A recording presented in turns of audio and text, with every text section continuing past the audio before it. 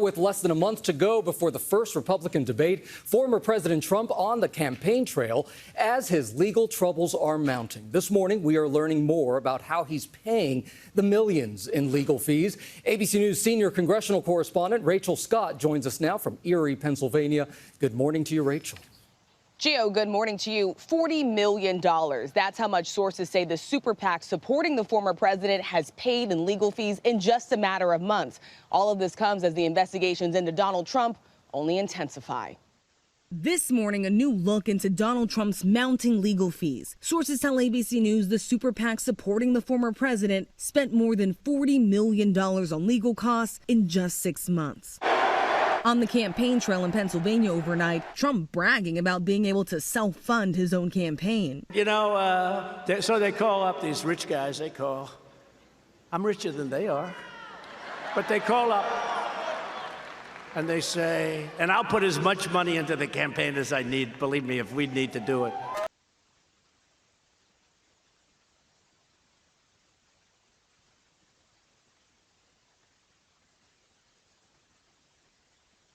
But his super PAC is footing the bill for witnesses and close aides who asked the former president for help. Much of that money coming from small dollar donations by Trump supporters. It comes as Trump faces new federal charges, accused of not only mishandling classified documents, but directing 2 staffers to destroy surveillance video in an effort to hide evidence from prosecutors. They've broken the veil by indicting me with this ridiculous.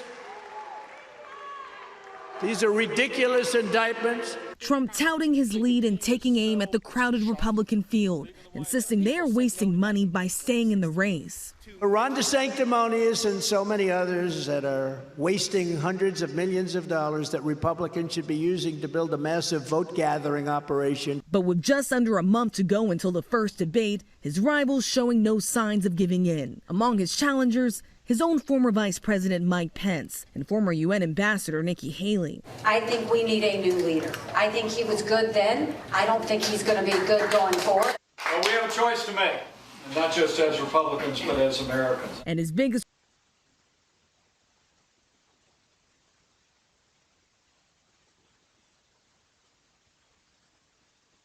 rival, Florida Governor Ron DeSantis, challenging him to show up on debate night. Should he show up? Well, yeah, I think he should show up. I think everyone should show up. You owe it to make the case to the people about why you should be president. And at the end of the day, nobody's entitled to a nomination. Nobody's entitled to be elected to any office, much less the presidency. So you got to come.